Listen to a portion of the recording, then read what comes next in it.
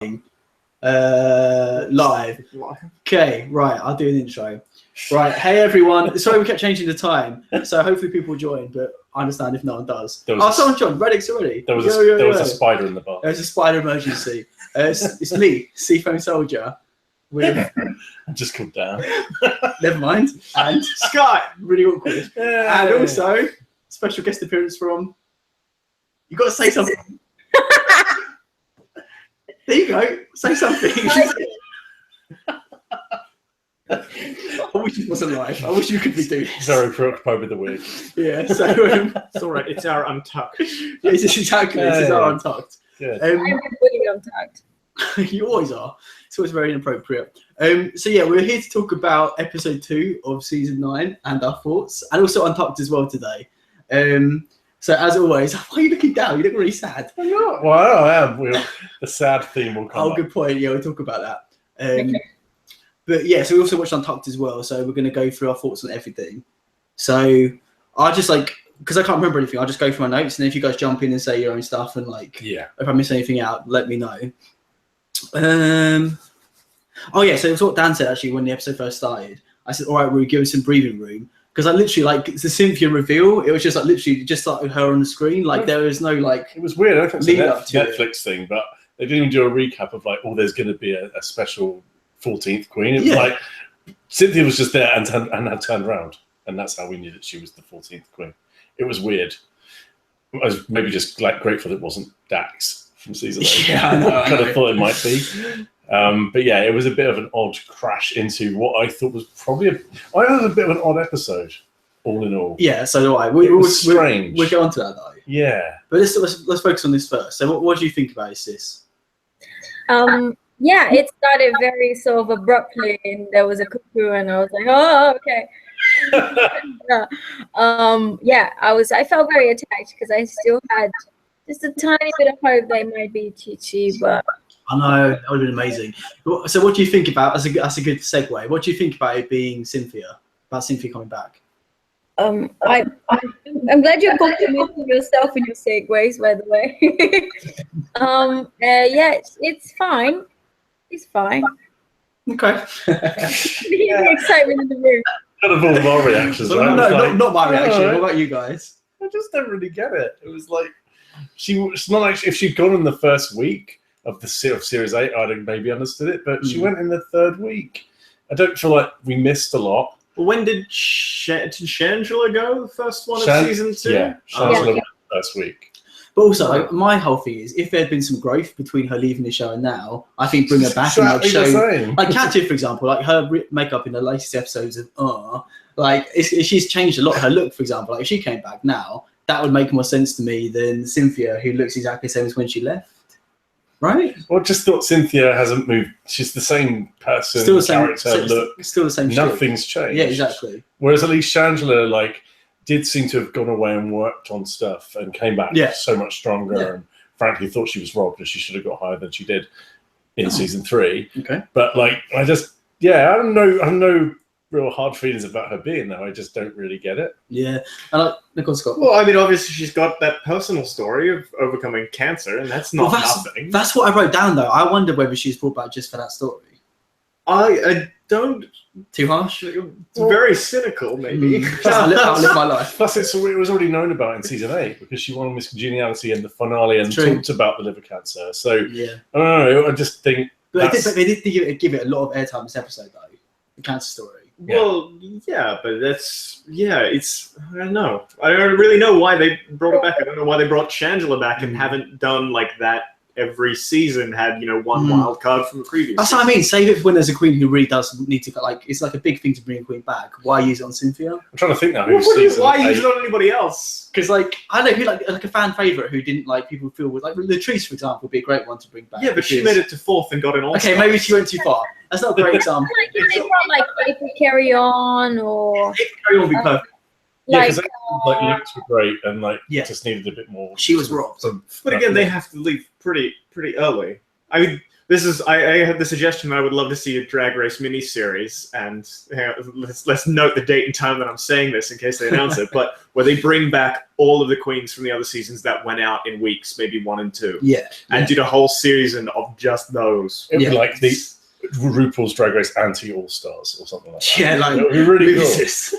Yeah. Probably all evolved massively because they went out first. I bet they've all gone away and done their own thing, although there's at least one I know who's given up drag completely, but I don't think that's first. I'm trying to think of the name. Only one drag queen of the whole lot. I read us a top 100 the other day, and one of them has crashed out. If you remember, let us know. Yeah, so it was a really good anecdote. It was, yeah, thanks, Dan. Yeah, really liked him. What was I going to say? But also the same thing. I mean, we'll talk about it more, I suppose. You can't really not talk about it. But I feel like people who watched my coverage of what was Cynthia on? Seasons 8, 7? 8, because 8's the season I haven't seen, so I had no idea who she was. That's good for you. Oh my god! Yeah, so people know I'm the expert on the case. Yeah, exactly. So people who know what I thought season 8 will know that I'm not a big fan of. Magnolia. Yeah, that makes sense. I'm not a big fan of Cynthia, and especially the whole cuckoo thing. Like, it just really grates on me like a lot. And I feel like, but this relates to what I was going to say, because I feel like her whole thing was like push your cuckoo thing on season 8. Like, she got that across. Like, it was a big funny thing everyone loved apart from me. But like, don't bring it back now again. Like, she spent the whole every sentence was cuckoo, and it's like, if you're going to come back, give us something different. Like, that's what I mean. Just continuing the same evolution. It's one episode that she's sharing with 11 other contestants. I mean, yeah, and now we heard cuckoo 10 times. Exactly. That's what. Yeah, thank you, Dan. And I was just watching Grant. They called on my eye. Every time she said it, that little intake of breath, and our shoulders went up. Yeah, exactly. It's because Scott hasn't seen season. Like, you saw season 8. Like, literally, it's 3 or 4 episodes. The first thing Cynthia said in season 8 was, "Would you like to see my cuckoo?" And I was like, "You're gonna do that." That's what I mean. But the gimmick paid off for you well the first time. Not for me, but for everyone else. And loved that gimmick. Don't try and extend the gimmick. The gimmick had its place. I reckon she won't say it now. I think it's kind of done. Hopefully. Yeah. And you're right. It was Magnolia Crawford that quit drag. Magnolia Crawford quit drag? Magnolia Crawford? She quit drag? Yeah. Yeah, I saw it on a YouTube video as well. Yeah, I'm not surprised. Good shout, to be honest. Yeah. I probably. He's quite fit in drag, calm down. Well, hopefully someone's got opinion. Yeah, exactly. Hopefully James sort of takes a leaf out of her book. Oh, should we? Are we going to go on to that later? I think we'll get there. At some point, we might discuss. Yeah, okay, we'll get there. We'll get there. So I was still on Cynthia though. I also wrote down that she had preferential treatment coming in and being a team captain. I thought that was a bit harsh. Yeah. Well, why the other girls not bring it up? Because normally that sort of thing they would bring up. It was just. They do when someone comes back. They did it on season 8 as well when that other Latina girl came back. Oh yeah. Oh, you're right. Yeah, I forgot about that. Yeah, Naisha Lopez. Yeah. Who is the cousin of the chairman of our chorus that singing? Is she? Yeah. Oh, interesting. Yeah. Shame it's not shown on that one. Another anecdote. Yes, that's lovely anecdote. I went on a journey with that. Yeah, exactly. Had an ending. Wait, what were we saying though? We were talking about preferential treatment. Yeah. So you guys were fine with it. It's just me. I thought it was a little bit It was a bit. It was just again it all crashed in that episode. It was just this is why I just felt the episode was a bit weird. And I said at the beginning, I feel like Drag Race has been cut down time-wise. Maybe it's the move to VH1, but it definitely used to be longer than 40 minutes, and it feels like they're cutting bits out, which then gives less context. So the episode just felt like we were jumping from one thing to another without really knowing what's going on. Yeah, so Lisa Kudrow's bit, what was that about? Totally pointless. Yeah. And then there was no mini challenge. The mini challenge normally then gives you the team captain. I don't think there will be any mini challenges at all anymore. It's like we don't see any workroom. I had this criticism with season 7 and 8. We had quite a lot of workroom. There was no workroom today, right? No, we had quite a lot. No, White Party, I didn't see anything. Not for the White Party, none for the White Party, but for cheerleading, there's quite a bit. There was a little bit. There was a cancer bit. There was learning That's not workroom. I don't want to hear it. That's you mean the clothes actual making process of creating. Yeah, there's quite a lot. Season 3 and 4 and 5 are all really focused on the craft of drag and making the clothes, and then 6 onwards, they've kind of just not bothered with it. I really liked it. The show's evolving, I think. Yeah, I just miss it. It was just, I really enjoyed seeing I agree, but I think there's a decent amount compared to the recent season 7 and 8. I think there's a decent amount of workroom in this particular episode. Like, if you remember, like, Kimura was moaning for ages. But it's just weird that they're like, literally, we don't know what look they're going to do until just before they all start coming out. Ruba's like, oh, it's white party. And then they were all coming out in white parties. They've done that, like, I think for season 8 a few times as well, though. I know what you mean, it's that bit, like, it's not climactic enough. Right? Yeah, they do quite a bit because they're putting more of the effort on the challenge and then it's like, you also get this look. Because I think they understand it's a drag queen and drag queens are going to have looks that they bring out at the end. Yeah, I'm not that mad at it, to be honest. Yeah, it's fine.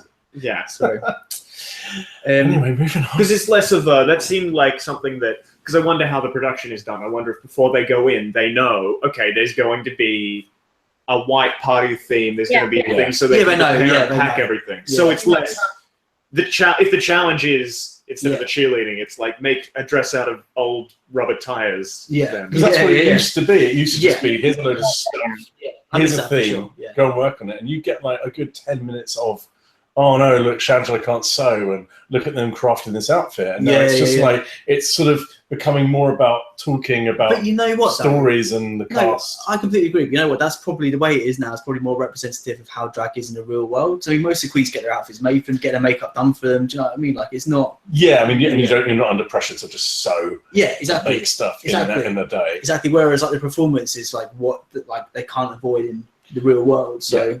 And it's just, I only started watching Drag Race a year ago. I binge watched like 10 series in a year, and I just fought season 3, 4, and 5 were the first ones I watched. So that was more workroomy. Yeah. I miss it. Scott's right, it's just changed a lot. Yeah. Yeah. Not necessarily a bad thing. No. Yeah. But I didn't mind. And it's also, this stage is 14 queens, so it's, I always forget actually in those episodes it's really hard to represent all of them. Yeah. And make a show that feels quite rounded. Actually, you've got to get through a lot of stuff. Yeah. So maybe as you whittle them down, I mean, 14's a lot. Yeah. Is that more than usual? No, I think it's slightly less last season, but 14's about right. Yeah. And it means that you do have to kind of dot about. Maybe you'll get more mini challenges and more work. I don't think there will be mini challenges though because of the shorter time. So that seems definite then. We've lost 10 minutes of... It's not definite, but like I just don't think we will. Because the episode's had hardly any minutes. Season 8. Yeah. Maybe it's a Netflix thing. Maybe it's part of a deal with Netflix. Yeah. Or it's a new format. Are there extras online? Say again? Are there extras online? That's a good point. I think there probably is. Like extra but no mini challenges or anything, though.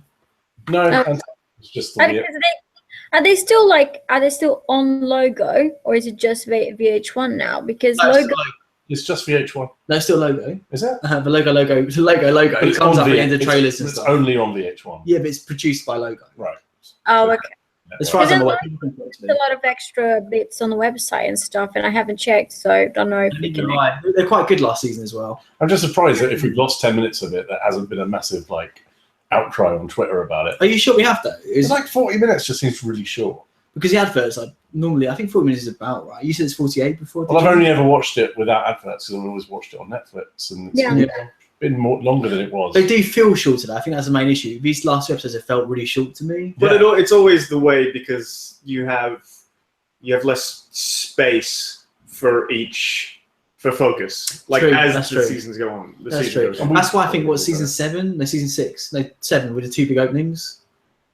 What do you mean? Like the first 14 was split into 2 groups and had an episode each. No, it's season 8 because I haven't seen that yet. That was you're talking spoiled. Season 6. No, season 6 I'm thinking of. Yeah. Because the Ganji was in. They introduced 2 teams and then they eliminated 2 people. I think so. Yeah. Yeah. Oh really? Yeah. It's as Magnolia was in.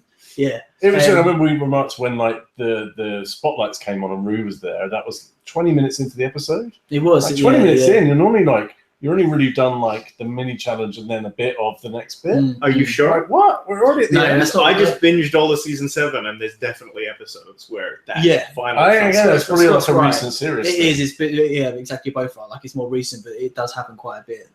From season 7, 8. So if you think of the Snatch Game episodes, there would normally be a good 20 minutes of talking to them, who they're going to do, whether. Yeah, but that's because the challenge calls for it. Then you do Snatch Game, which takes and then it's 40 minutes before they've even got to.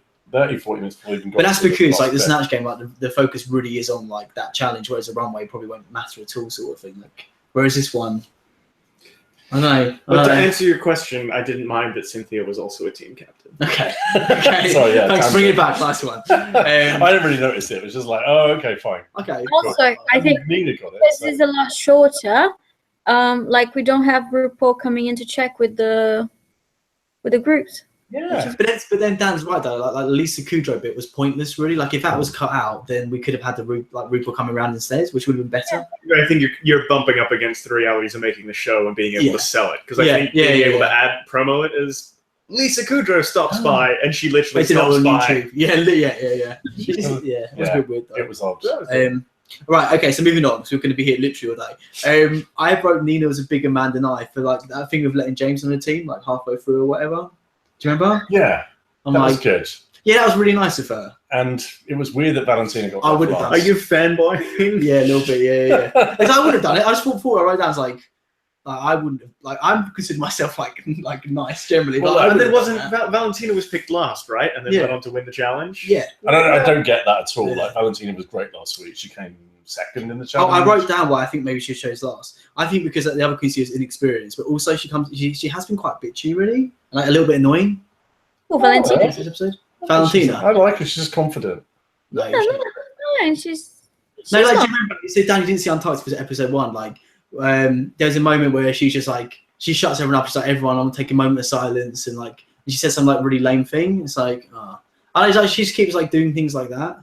She did things like that a few times. I just thought it was odd, like because you'd want her to be on the team. She's clearly good, and regardless of her being bitchy, like who cares at this point? Like she's just clearly she has a good look, and she proved herself last week. Yeah, no, I agree. I wouldn't have chosen her last. She would have been like. But yeah, I would agree on Nina. Like James, I feel really bad saying it because he went, but I think we saw the looks and the videos about 3 weeks ago, and even then we were like, "Oh, he's so first." Yeah. But to the point that I was almost disappointed tonight that he was first because it was like, oh, it's kind of predictable. Well, sorry, Scott, do you want to say something? No, I was going to just say that occasionally RuPaul's Drag Race as a series has relied a little bit too much on creating drama out of who's picked last, and I don't think it's always that big of an issue. I agree. I do agree with that. It's kind of random. It's based on friendships and. But not this early on though, so much. But later on, that would be more of a big deal. Well, maybe they don't. They don't even really know each other. They don't know they haven't seen each other's stuff that much. It's very early days. Yeah, it's not like later with the seasons when they pick, and it's like, oh, come on. Yeah, no, I agree. But sorry, jumping forward a little bit because it's related. My concern with Nina this episode is that maybe like she's too nice in that like I thought as a team captain she wasn't amazing because like I felt like I can't remember who it was. I think Aja sort of took over from Nina quite a lot. Like she was the one who's like saying you should be this, you should be that, and Alexis as well. And like again when Nina asked in Untucked like how do you think I was as a team captain, then I sort of thought like again like it feels like stuff got cut out because maybe there was all this stuff in Untucked about you being that we didn't see any of the team captaining. It wasn't like that challenge wasn't really touched on. There was bits there which I just thought was pretty much who wants to do what, speak up. You know, but Nina didn't ask that. Aja asked that, though, which I thought was interesting. Yeah, see, I'm horrible. Putting names to faces other than a few people already is going to be hard. But no, I thought that was pretty much. There's no. I see what this is reality TV, right? It vibes off of finding those little moments that you can blow up into big deals, and it just didn't seem. Everyone seemed to get along. This season seems full of like people who are so far really professional and kind of nice. I agree. So there was like little bits, and maybe that's. I mean, but I don't know, like whether this is because this has been on now for 9 seasons, whether they're all starting to think ahead a little bit about their careers, and I don't mean that in a particularly negative way, but maybe they are just. It's the reverse. Because no one wants to be Fifi, right? Like you're not gonna, I think with Nina, it's a lack of confidence. I think like since the show. Like the Meet the Queens and stuff, she's had like a lot of adoration poured onto her, so she's probably more confident now. And maybe it's like I'm assuming she's done well on the show, so she's probably more confident generally now. Yeah. But she just seems like again, I'm just surprised because like her characters are so bold and like in your face, and she's like so like her entrance and everything like got a lot of personality. Nina just was a bit background. That's what I mean. But I was surprised. Really that prominent in this episode. But I was surprised by that. So I was thinking like, oh, Nina's team captain, like she'd be great. She'd be like, oh, you do this, you do that. Like, I think she'd be nice with it. But like, I was just surprised. She seems. I don't know. Maybe it's ways edited. I don't know. Like you said, it's also. I think it is. I don't think any of these contestants have not come in watching all the previous Drag Race and understanding that. Yeah. Like no matter how you approach it as a team captain, you know, there's risks and rewards for what you're doing. Yeah. Maybe it's a strategy. There's like there's quite a lot of Drag Race tropes now that you could easily try and avoid. True. So like. I don't know. That you're gonna do this character because I tell you to thing is then if they get to the thing and the Queen's like, I got told I was doing this character. Yeah, it wasn't exactly. They will get read for that rather than the captain. But remember, like the argument between James and Alexis about who was going to do Sleepy or Floozy or whatever went on for quite a while, and I would have thought like as the team captain, you could have like jumped. You would have felt like jumped in earlier. Yeah, you can, but it's almost weird because it's like that's really reality TV is like putting your foot down and saying you have to do it, but by standing back and allowing that situation to just kind of play itself out for however many minutes it was in real life until they realized, oh no, we want to switch back. Yeah. Everyone's happy, everyone's getting along. They come to the realization themselves. You don't get read as being bitchy or being overdone. It was a very clever way to approach the situation as a human being and as a leader. But as a reality TV series leader who has to generate drama, like you're not doing the job for the network, then you're doing your job as a human being. Yeah, no, I thought like again, which is an interesting thing. I feel like it's a personality thing. I would have handled it the same way because I hate conflict. So I just like, I'm gonna step back. You guys decide and just let me know when you're happy, kind of thing. Unless it's like going like a train wreck, then I'll maybe say something, but I just don't think it was that big of a deal for her to like. I think I'm not bad mouthing. You guys all know how I feel about Nina, but like I think she came across well. I said I clearly hate her. Yeah, sorry, I now hate you. No. I just thought it was weird that she was so prominent and such a big character in episode 1. That's it. I didn't really notice her much in episode, but again, it could be an editing thing. I thought her white party look was okay and like she was safe and that was cool. And she did pretty good in the acrobatic cheerleader challenge thing. Yeah. But who was? So I remember like they always talk about the standouts from this episode. So obviously it's Valentina who won. The three that were in the bottom, Charlie Hides was very much like you want to be like, because we're in the UK, right? Like represent, don't let this get to you. Who else? Eureka a little bit stood out. Yeah, she's forcing herself to stand out. I'm really surprised Eureka because actually, I don't know, the challenge I didn't pay much attention to it.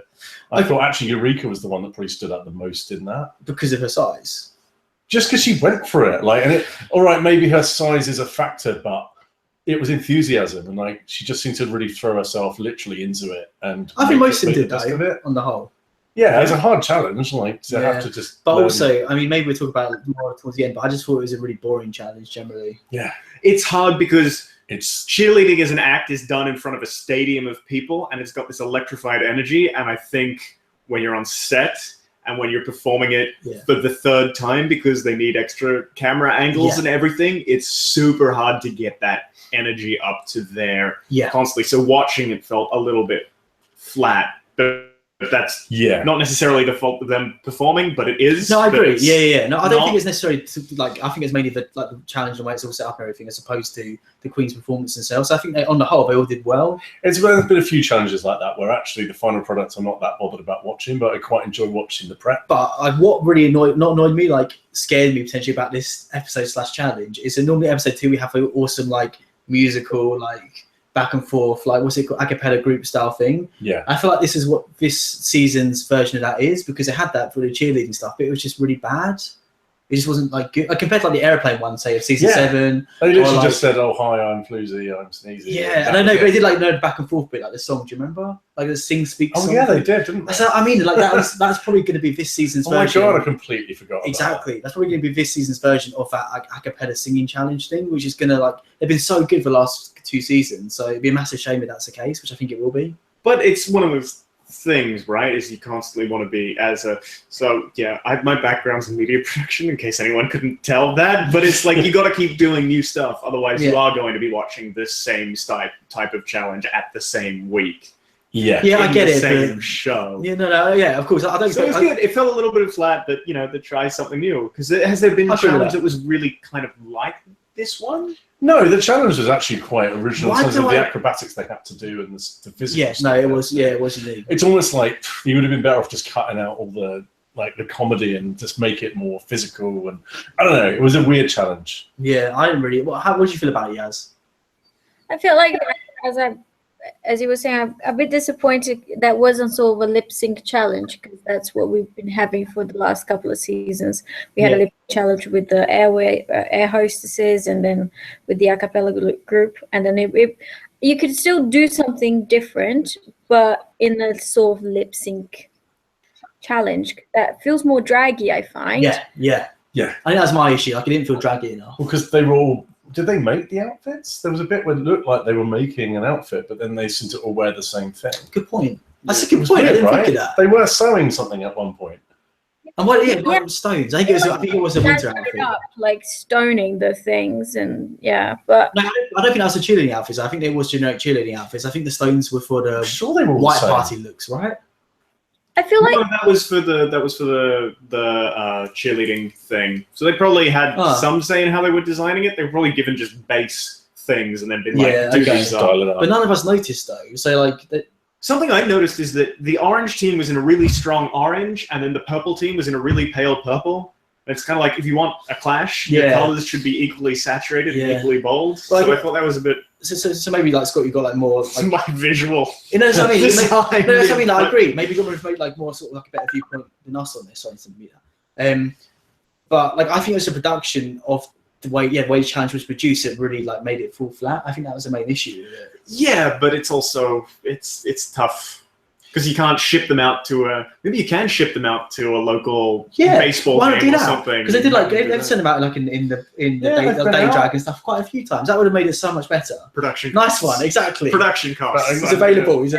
Connor's just made a comment about it, and I think it's right. I think it's tricky at this stage because there are just so many, and unfortunately with this series, because last week they didn't get rid of anyone, you've almost had 2 first weeks where there's so many people that you have to just kind of do something generic. And I think actually the first week task of most series hasn't been mind-blowing. I think it has to take a few weeks to bed in, to get to know them really well, to get to know their personalities, for them to build their confidence up. And actually, I think last week worked really well for me just because it was so individual, and you made them have to really tell us who they were, whereas nothing this week, like White Party is boring. Like, I know, I have to wear white. It was just kind of. I know. I might disagree that bit, but what I was gonna say is like I think it's another thing as well. We always talked about it before the season started, but like All Stars 2 was like every episode was epic. Like it was so good, even the first 2. But a lot of that's probably down to the queens and everything like that. So like, and they know the show, they know what they're doing, and they've got to bring it like so much more than like a James Mansfield would have to bring it in the first episode. But what I'm saying is we've come from that, like quite recently, to this. It just seems like a few levels lower. Which we knew it would do, to be honest, because it's unfair to try and hold it to that same standard. But I think if you think to any like regular series of Drag Race, the first big challenge episode is always a bit rushed and a bit kind of scattered because you can't focus on anyone and it's hard to kind of see it. So, and the problem is it's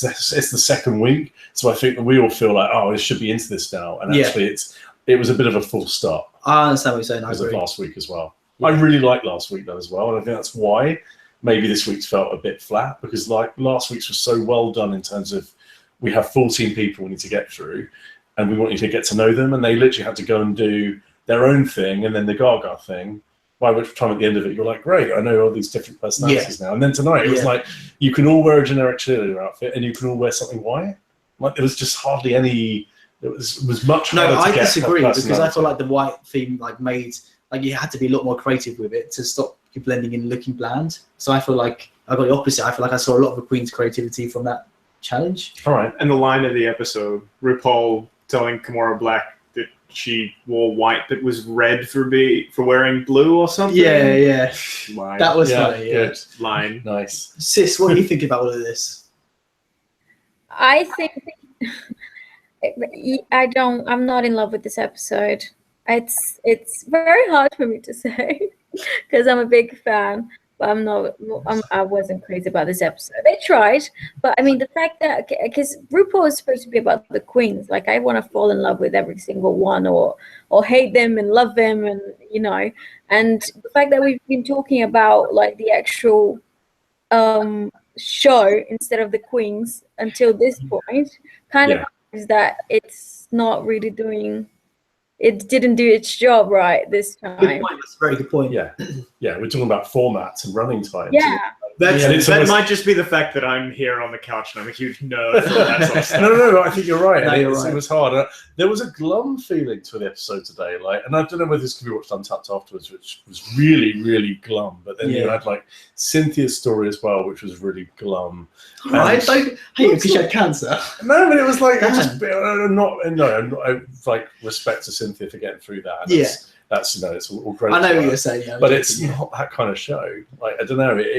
But it kind of is, like so many of the personal stories that people come out with. That's a really good point. So many of the personal stories that people come out with through this show are about that, finding that belonging or finding that community after going through something that's a really emotional experience. And this is someone who's got a different perspective on that because they've been through all that crap. They were on Drag Race, and then were hit with this challenge kind of after, they kind of, you're on Drag Race and you are finding, or you have found already who you are as a person. You found that kind of confidence. There's always a moment of catharsis with pretty much everyone who's on the show where they're like, that's the interesting. This has been my struggle. And then I think it's really interesting for her to be like, I've been on this show, I got this support, this terrible thing happened, and there's other support, but I'm here and I'm fighting, and it's less. I've been on a journey to get to the end of my journey, and more of like, what happens once you've got there. Yeah, I get that. I just think it made it quite heavy. No, I agree with what you're saying, and I appreciate those moments, like when Katya took Fame to one side and talked about her addiction. Or other characters talk about being bullied or their families abandoning them, whatever. Those seem to come later once you know them. Whereas this was just like, we do know Cynthia. Cynthia came back in, and then it was like it just it wasn't even in the last episode, and now Cynthia's back, and like we're spending a good like 10-20% of the episode talking about Cynthia. It's like okay, I know what you're saying. Sort of kind of To continue what Scott was saying though, what like I was hoping for from Cynthia was that like there'd be a bit of a transformation, because obviously it's such a major thing to go through. And like I would think that would have a profound effect on you in some way. Yeah. Well, something else that really stood out to me for this episode was who told that story about getting beaten up by the basketball? That was Peppermint. So, like, how many years has Drag Race been running? Because that is, I feel like I had this conversation like out at the bar last night as well. How the gay community, in terms of acceptance and in terms of like culturally, the queer community in general, has changed so radically in the past 20 years. It's still evolving so fast that now we have someone on this show who in a high school faced the same sort of persecution that other people have faced in the past, but instead of feeling dejected and alone, felt supported and rallied around by the community. And I think a lot of that, to be honest, like this show is doing, RuPaul's Drag Race is doing wonders in terms of like the acceptance of queer culture in general. And that was good, because that's something I'm blessed. My favorite part of the episode by far. Like, just like a personal story, and I thought that Peppermint showed a lot of charisma. She's probably my C choice for the episode. I agree. It was funny, and she showed art, and that was definitely one of the highlights for me. So sorry, moving on a little bit, because we're going to be here for ages. So what do you guys think of Alexis in the chat, in the workroom stuff again? Because I personally thought she came across as like, I'm not necessarily as I don't mean it's necessarily as a bad thing, but like quite like aggressive almost, like especially was she in quite a few occasions. Was she kind of taken over from Nina? She was a little bit, but not. It was more like the James thing. So she's like, "Oh, I'm going to be floozy," and then she was actually quite aggressive with it, especially as James is quite like a weak character. I don't think it's necessarily a bad thing. I don't think she meant it maliciously or anything, but she was just quite full on. Like, well, they brought that up in Untapped as well, and she was like, "I'm really sorry." And again, it could be a bit of a. I think I can be a bit like it actually in big groups. You kind of want to. I always want to kind of control things a little bit and make sure that everyone's doing what they need to be doing. And sometimes it can come across as you being a bit bossy. But actually, she just wanted to do the best for the team. And she wanted to do what's best for her. You reckon? 100%. Yeah. Was she the one that was saying that she wanted to be like, I want to be floozy?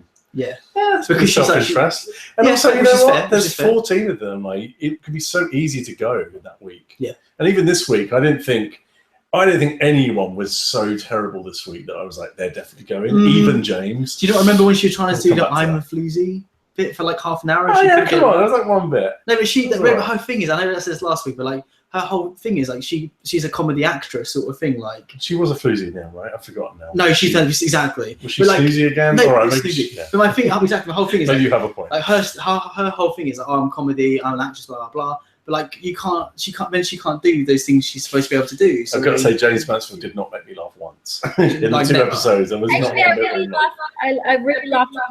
He said, "I'm a Juicy." By mistake. But they played the rattlesnake noise, and we weren't supposed to think it was funny because they didn't. They edited it to make us feel like it was really awful. Not about the production. We're not talking about. Sorry. Yeah, Juicy. Yeah, she seemed a little bit like deer in the headlights.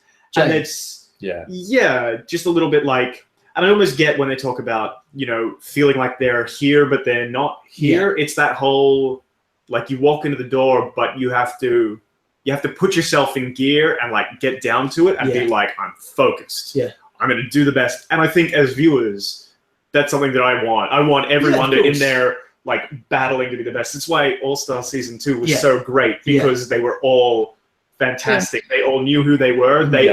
No one was kind of dealing with that. I don't feel like I'm good enough to be here. Yeah. And it was, for me as a viewer, it was horrendously entertaining because they were firing on all cylinders and I couldn't tell who was going home. Because they were just like, you're all incredible. We have to nitpick and find someone to go home. And I like that. I really like that. And you took it so much worse because you're like, no, I can't believe you're sending like, was it Ginger Minge went in the second week? Good. And you're literally like with the cream of the crop. So everyone is like, they're just gutting. Whereas at this stage, there's a good 5 or 6 like queens in this series. I'm like, maybe you can go. Like, I have no investment. But then that might change in the weeks. Again, Charlie hides with the whole, my age or everything. I'm like, no. You've got that's your biggest asset. I want you out there doing stuff that none of the other contestants can do because like own it, work it. Especially with the fact that she does not anything like 52 in her looks. For sure. Like she just looks like she's on a par with the rest of them. Yeah, maybe not Pheromone. Completely agree. Like 12. Yeah, no. We talked about it quite a bit last week, but also just again, I said this last week, but just to reiterate, I don't think it's fair that James was put on a show. I don't think she's anywhere near ready yet. I think that's why the whole deer in headlights thing is going. Like no aspect of her art is at a level it should be to be on the show. So season 10, she might be coming back? No, I think she should have. I think she's ruined her chances now. That's what I mean. It's a shame she got in this season. I think season 12 or something like that. I'd love to see the audition video that Ruth spoke about. I know, because I would love to see what he saw to kind of, because I always think that with the first one. I haven't seen him, but because she's a quite big YouTuber, so maybe it is up there. Because obviously he got chosen, and there are thousands of drag queens. I don't know why. So something must have been amazing. I don't know. I think maybe not conspiracy, but I think maybe she was chosen for another reason. Maybe to be like the one to feel sorry for. Yeah. I don't know. It was. I said to you when we were watching it, he reminded me a lot of Layla McQueen from season 8, who just. They came on with a lot of bravado and then just seemed to just not deliver anything. I'm going to watch it this week, I swear. Sorry. It just went up on Netflix. It just went up.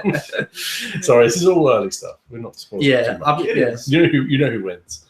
Okay. Okay, so moving on a little bit. I was going to say, I've written down that I like Kimura's sass, like a little one-liners. Like a bit Gia Gunn-esque. What? He's a nightmare. Kimura? Yes. No, that line about the 80s or whatever was really funny. Nightmare. I did not like Kimura at all. That line about the 80s was really funny though. What was it? I can't remember now. You can't even remember. It was really good though.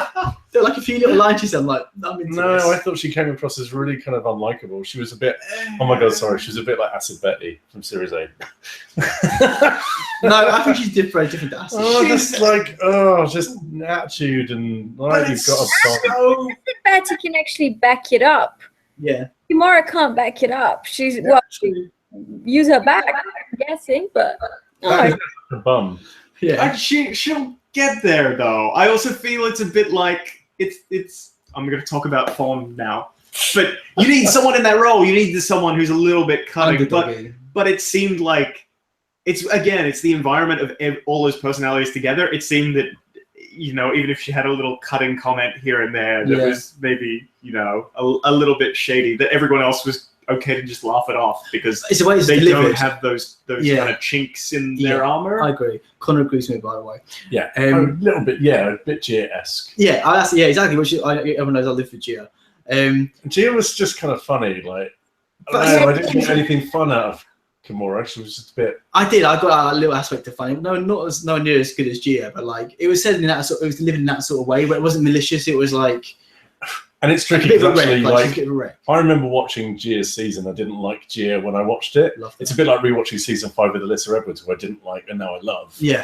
But like Gia Gunn now watching it, I love her because I love her absoluties and her ridiculous eyelash. Yeah. But at the time, she was just a bit of an idiot. So maybe Kimura may have the same kind of thing. Yeah, if she shows more of a personality potentially, but she's too like undercurrent sort of thing. But it's weird because it's almost like in the workroom, her personality seemed to come across really, really strongly, and it was only on the runway. Like you could tell she was going to get in trouble for that because everyone else came wearing all white. Sorry, guys, I'll be right back. No worries. Okay, sure. I thought I was quite surprised by how well Charlie coped with the challenge generally. Again, like because of there's a big age difference, like 30 years between like her and a lot of the queens. Yeah, but the cheerleading like is extreme. Like, I couldn't do the stuff she was doing. Like I know she's like a drunken flipper. My favorite thing is she did that flip where she sort of like half fell, but I think that's purpose because she was boozy. I briefly did some cheerleading with the work thing like 10 years ago, and it's hard. That's what I mean. So 52, and I was just holding girls up on my hand. I wasn't even doing the flips or the. That's what that's life. difficult. I was 25 when I did that. He's 52. Exactly. So, and he was flipping around and like. I was seriously. I said to him that he didn't. Yeah. All right, he didn't stick out. The poor guy was probably just trying to like get through the damn challenge. Yeah. Like yeah, it'll be interesting, but I'm looking for more. More. He's from London. We want more. I don't know. It kind of. There's not a lot of Londonness about him yet. No, there's not. I don't know he's from Boston originally. I don't think there ever will be. I think to American audiences maybe he seems more like that, but to I think British people, I don't think he comes across British at all. He doesn't seem like a British drag queen. Like, no. We're used to like nasty, like kind of sweary drag queens. Like. No, but like drag is quite varied in England now, I think. But I mean, just in terms of like. Yeah, we don't really have like the pageant scene. If there's like non-British people watching, like our pageant, we just don't really have that. We are the more kind of really kind of foul mouth, mean. There's an opening in the market if you want to set up your own drag queen pageant. I'd love that. Pageant queens come to the UK because we don't have you here. We have really like shoddy drag queens, and I mean that with total love. Like their thing is not to look at all convincing; it's to just be catting and bitchy, and it's good fun. What's next on your list? Thank you. I wrote down Rue's. What did I put down? Rue's Still Beauty. Like she came down on the runway. Like I loved. She looked amazing. Wasn't disappointed. I always forget to look. Like beautiful green dress. Her makeup was really good.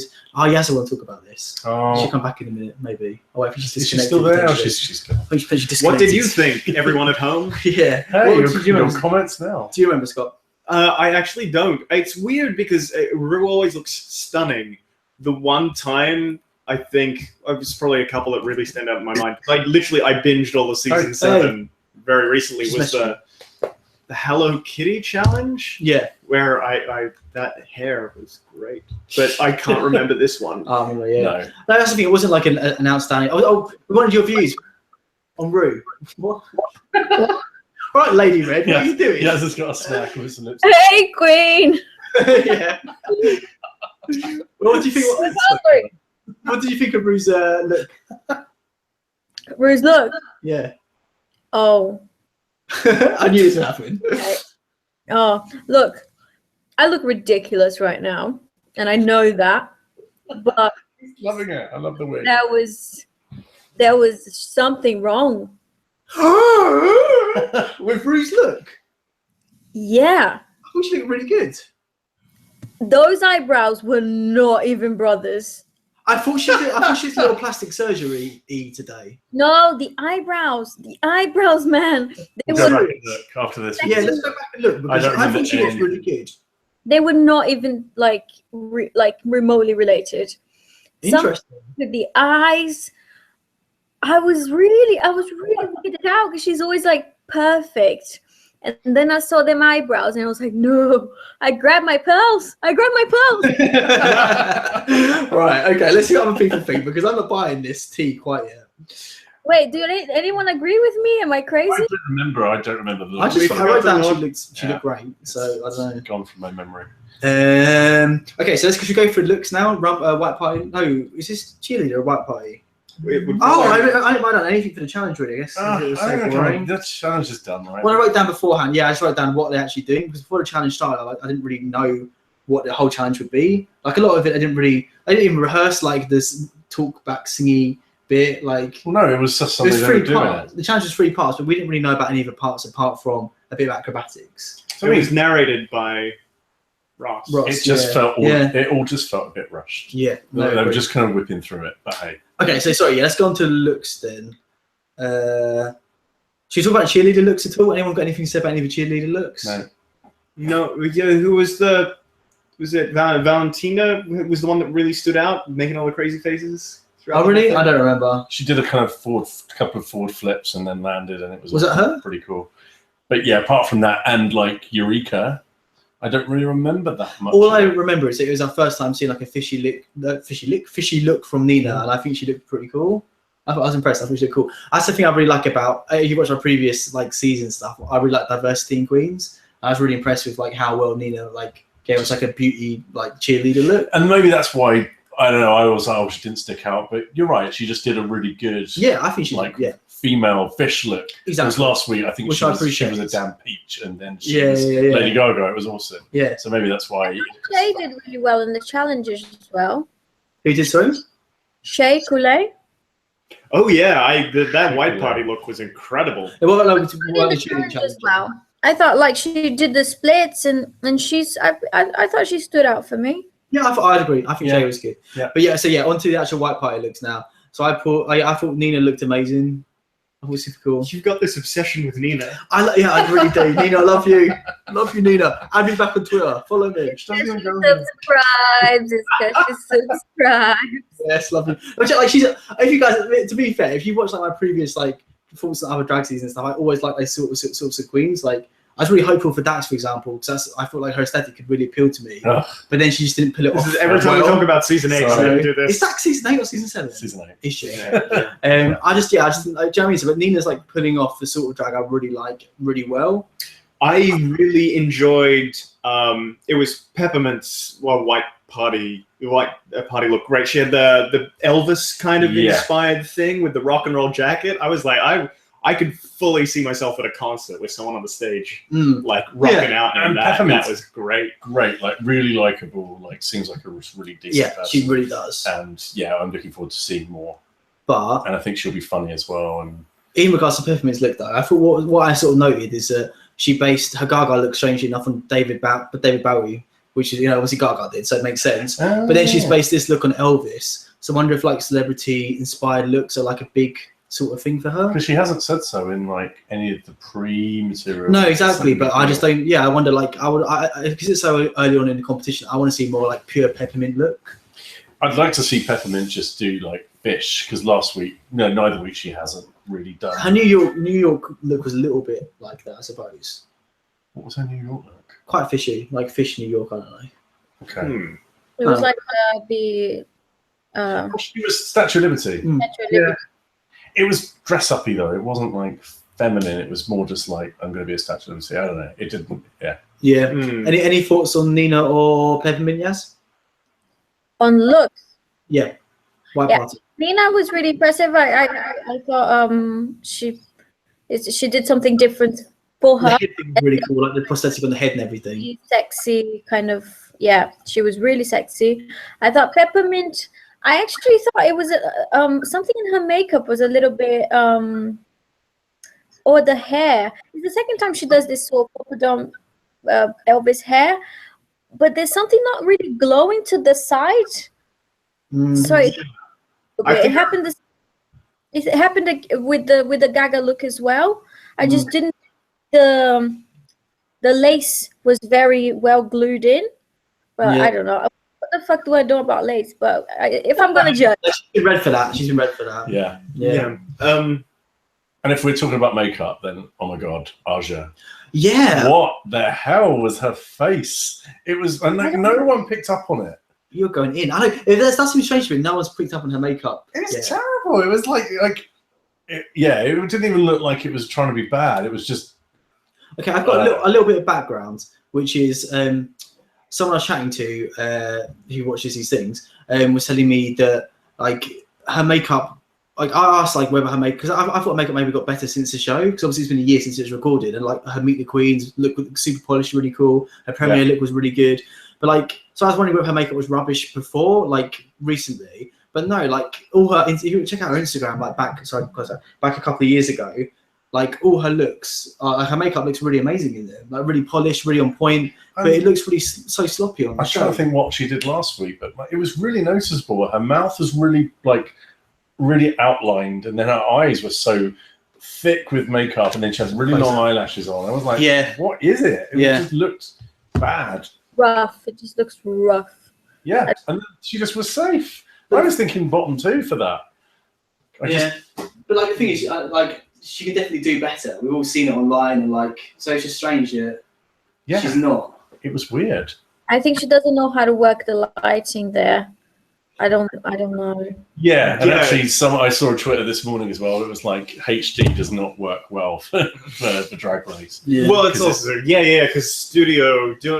makeup for studio lighting is much different than makeup for a performance, a stage where you've got to. What was it? There was a line in season 7 about painting for the back row.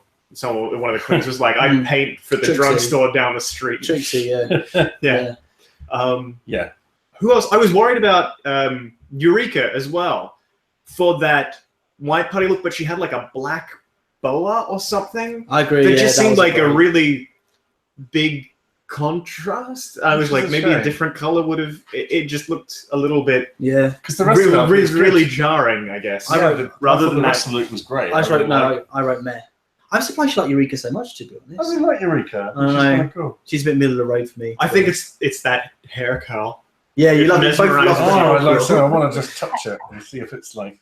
Yeah, sorry. I just want to. It's like that. Have you seen that Photoshop of someone surfing inside Kevin's mum's hair from Home Alone? She's got one of those big curl things.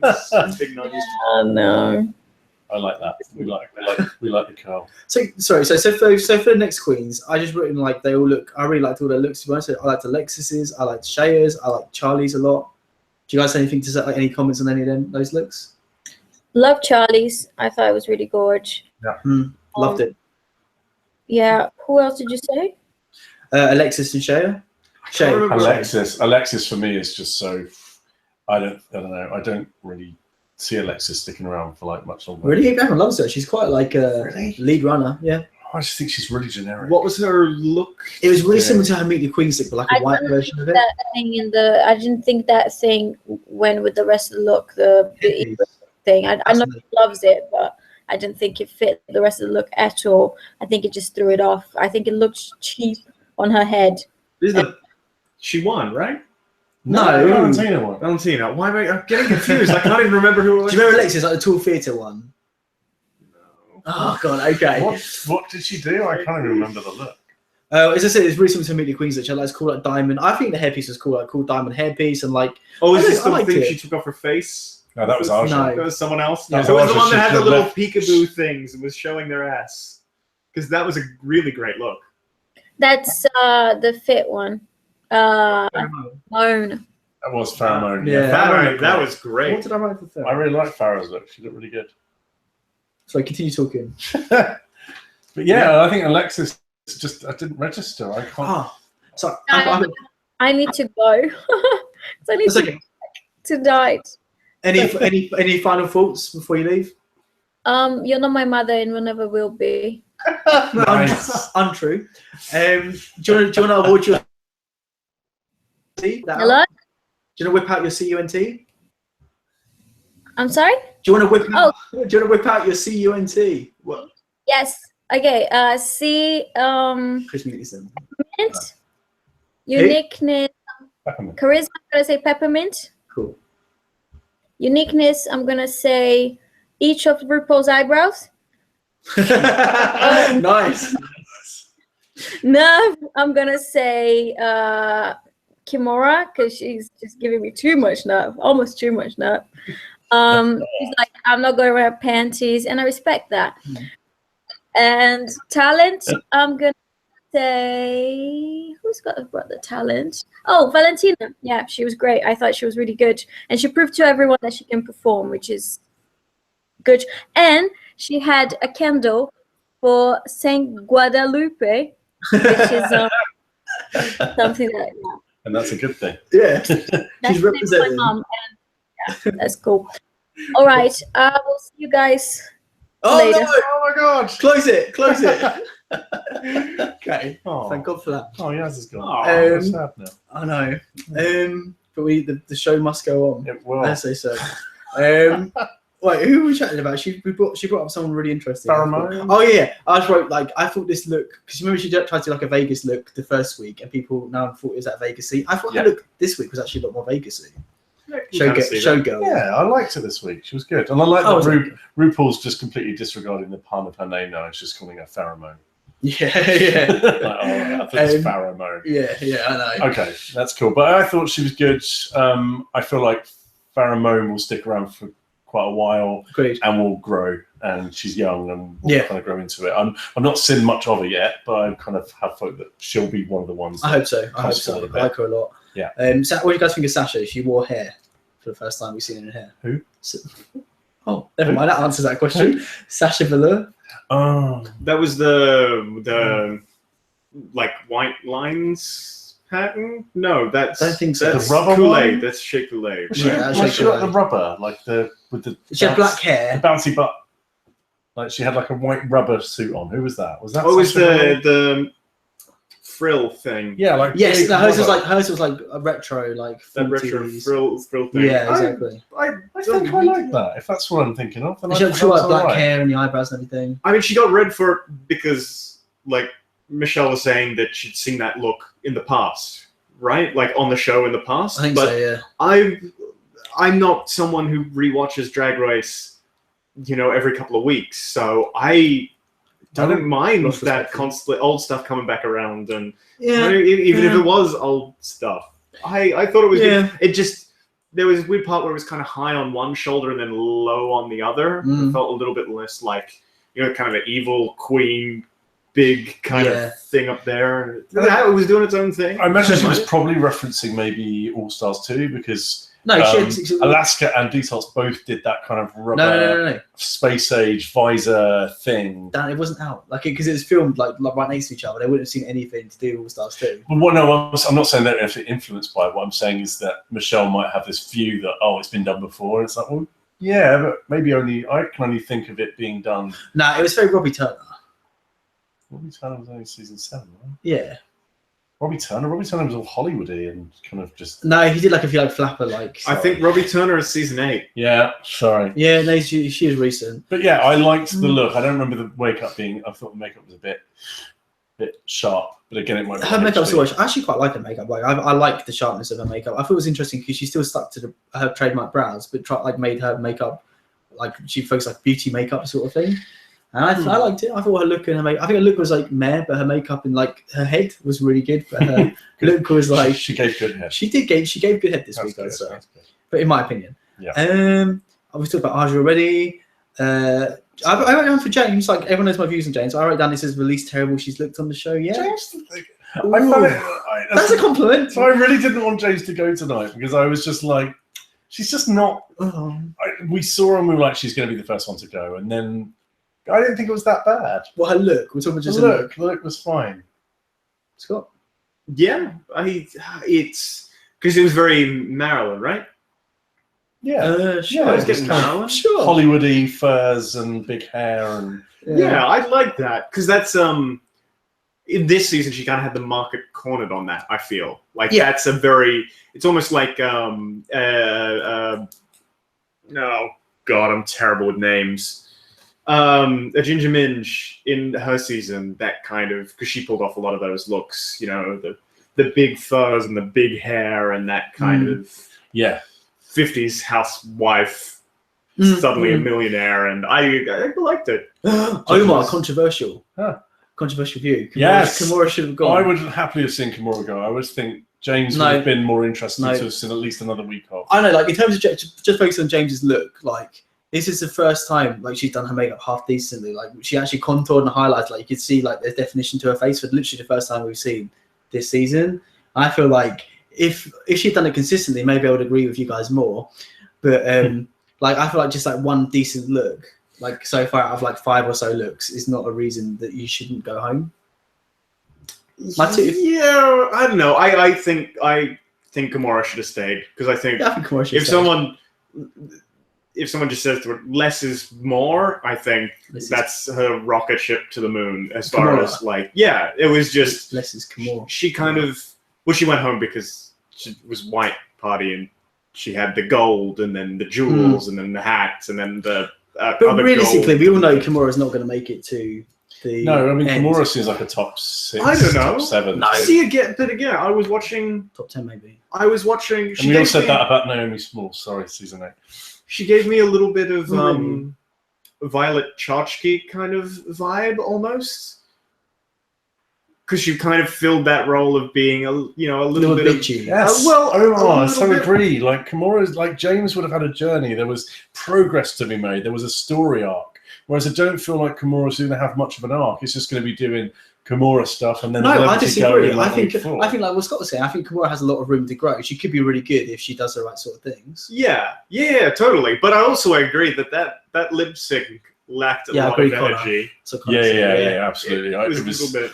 Well, again, you guys all know how I feel about James, but I actually felt like James performed better in the lip sync than Kimura. I did. Yeah. Well, I don't know. But I thought they can't do another double elimination. It's weird. We almost come back to it was very like the challenge. Like there was a lot of that the cheerleading challenge lacked a lot of energy in that, just in terms of watching it. It feels like it's also, it could just be nerves. You got to remember that this is the first time they've all been, well, second time they've all been on the main stage, but first time there's been that atmosphere of a lip sync. And true. You gotta kind of bite into it and start to thrive off it and go. Huge. Yeah. It also vindicates why I get off the dance floor as soon as Love Shack comes on. It's one of those songs that everyone goes, "Hey, it's so fun," and then it's on, and you're like, I never heard the full. It's kind of hard to dance to. I never heard the full song before. It's a bit of a mess. It's all over the place. It's everyone's like, "Oh, it's such a party song." The chorus is good. We're gonna watch Love it Shack after this. Okay. What was I going to say? The only person we haven't talked about, I think, is Trinity. And again, like I just talk about Trinity generally because I don't think we mentioned her at all. Because I was quite harsh on her the first episode, but she's actually grown on me a decent amount. Trinity Taylor, plastic surgery one. Yeah, I love her look. Like she had like white, like really prominent like white highlights on her lips and like. Do you remember? Oh yeah, I remember that. Really I remember seeing it on the lips and not necessarily liking it. She was the visor thing, right? The sci-fi visor. Did she have a visor? No, it wasn't the visor. It was like a mouthpiece, the white strip that they talked about, like came out the Fava Beans and Chianti. No, that was Aja with her because she took it off. Yeah. And it was like, fuck, put it back on. Do you remember Trinity? She had like the white... Clearly, I've watched the episode. Yeah, exactly. At least once. Do you remember Trinity? Like she had like the blonde bob thing and like black lips with like the white like. Oh yeah. I definitely remember. I remember those lips. Because I was like, is that a weird? Are they really glossy in the lighting in the studio? That's why I thought the as well. Yeah. But it had a really good effect. It was like you wanted to lean in and look more. Yeah.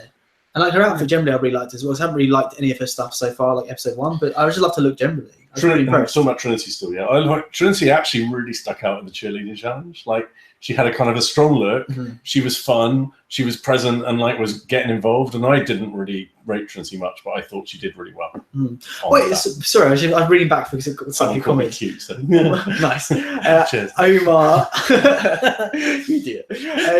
So Omar, you're saying that you don't think Kimura should be cast because my stance has been since like even Meet the Queens. That I really don't think James should have been cast. I don't think she's anywhere near ready enough to have been on the show. So it's interesting you're saying the same thing for Kimura if you are. I would love to see James back. I think it'd be really interesting for James to go away, do his year away from like, I was on Drag Race, do some performances and come back almost just like, because he has everything. He has a great look. He is quite funny to look at. That's not a good thing. I know, he is a good thing because he's a comedy queen. He has a great comedy look. He looks like he should be funny. So. Yeah, exactly, but he's not. Funny. Exactly. That's so he just needs to go away and be funny. And then it'll be like, also, in terms of the look, like look just it's objectively not polished. Like apart from the last makeup look vaguely okay, but like the rest of the looks, like his makeup was consistently terrible. But I would love to have seen James in Snatch Game, even if it would have been terrible, because it would have been funny. Because I imagine James would have done. We talked about this in our talks, but let's skip forward a little bit. But I just wrote down with James. Every time he's on the screen, I just feel sad. Because like it's the way he comes across in the show. He seems so defeated. He doesn't like deliver anything he says. He's like Layla McQueen, like similar. No, Layla had like it was a bit different to an extent. Layla was still like, "Hey, I'm going to be really fun," and then it was like, but it was also. I've noticed as each season of Drag Race, the queens coming in tend to be more confident, and I feel like James was the one who wasn't necessarily rock solid right from the start. And that's just like kind of throwing in the water with the sharks, because this competition is, especially, you know, in the earlier seasons, if you weren't too sure of yourself and there was that feeling you knew lots of other people in the room felt like that, but it feels like through Drag Race, drag is changing, the competition's changing, the show's evolving, and it seems like maybe there's less room for people to find themselves on the show, which the show has a great history of, and it's more... You need to come out strong and you need to stay strong. But that's why I think, looping back round, that's why I think like Kimura was right to stay over James. I feel like James is so far behind in a lot of aspects. I don't think she would have ever caught up. I don't think in this competition. Whereas she could have, but she can't, because that's the nature of the game. She doesn't have the opportunity anymore too. But I agree. I completely agree that like if she's season 2, I think she could have gone really far and would have been a lot better and could have grown and everything. But it's just this season wasn't for her. One thing I don't want to see as per Omar's comment is James jumping out of a glory hole. That's just a hideous image. Who said really? Omar. Omar. Omar, we thought better of you. Yeah, exactly. But that was Okay, so we've gone through the list. Right. So choices. Surprised by why have I been surprised by the choices? Safe choices. Yeah. I would have thought Shea Coulee would have been in the top 2. The top 3. That was my one kind of. Oh, I'm not too sure. Was Shea Coulee not in the top? No, she wasn't, right? Yeah, she was the white lines, that really outstanding dress. But was she in the top? I thought she was at least in the final top 6. Maybe she was. I think she was. Yeah. Okay, maybe that. Don't worry. I saw this once. I can't remember why. Like an hour ago. I think I'm terrible with names. I really am. You know what? I don't think Charlie should have been in the bottom. I don't think she did badly in the cheerleading challenge. Her look was amazing. It's so hard because she deserves all the props for getting in there and really doing it and not letting her nerves. Like, I feel like it would have been so easy for her, like when they showed the prep for the challenge, you know, they're lifting her up and all this sort of stuff, and they're like, "How are you doing?" You can tell she's scared shitless, but she's like, "Fabulous." Yeah, like, I'm gonna get through this. I'm really surprised what Charlie has was bottom 3, because I don't really see how they justified. But then we watched Untucked, and you could tell that she's got that. She's thrown by it. She's a little bit unsure. Yeah, unsure of herself. I feel like she again, right? She feels that her age is a detriment rather than a massive asset. And it is a massive asset. Also, Aja should have been bottom 3 for that. Exactly. I think that's the thing that most surprised me, actually. Now you mentioned crunchy. Makeup was absolutely horrible this episode. Yeah. Terrible. Yeah. But also, I think people are forgetting, I did mention earlier, but like, Charlie was boozy in the cheerleading challenge, so she wasn't supposed to be on point. She was like, she did like the cartwheel where she half fell over. I think that was all like, maybe it was she couldn't do it, but like it worked okay because her character was boozy. So like, she didn't have to be polished and on point through the challenge. It could be a little bit sloppy in a way. She should have been a little bit sloppy, right? Yeah, but it wasn't necessarily that she wasn't sloppy. It's that she didn't stand out with her sloppiness. I suppose so. Like it's making that impression. Fair. Yeah, that's fair. Michelle. I said Michelle was spot on with her criticism on James, and then James again, like something that like backed up my feelings on him is that he looked like really not bitchy, like moody, like when he was being critiqued, which is sort of like it was bitchy. Like, I can't believe you're saying that. Exactly. It's like. Yeah, I think you could just really take the criticism at this point. Yeah, exactly. Like listen to it, and that's fine. He'll learn from that, and he'll probably kind of. I bet on the reunion show or the finale, they'll talk about that, and he'll be like, "I wasn't ready, and actually, you were completely right." Yeah. Hopefully, that'd be great. I seem quite humble. Yeah, I don't know. We'll see. I agree with what Connor's saying about we talked about it earlier about the production and they cut out a lot. They cut out a lot, I think, with the challenge. And it's hard. Like there are just so many people. Lots of reality shows always do this. They start with maybe 8 contestants, and to make it more exciting, they add more people. But actually, it dilutes it a bit. No, but I should say back to our conversation about James and Kimura being the bottom 2. I wrote down that Kimura's being like a lot funnier than James throughout the competition, and Kimura's not a comedy queen. With like her one-liners, like the few things she said here and there. Like James has never been funny once, whereas Kimura, like the other queens, have laughed at her jokes, and I found her jokes funny personally. I liked her. I loved her disgust for bloomers. Like that's what I mean. Disgusting things you'd ever heard someone say. Exactly. Kimura's like she's made us all laugh. Like she's not a comedy queen, whereas James's thing is a comedy queen. So that's exactly why James should have gone over Kimura.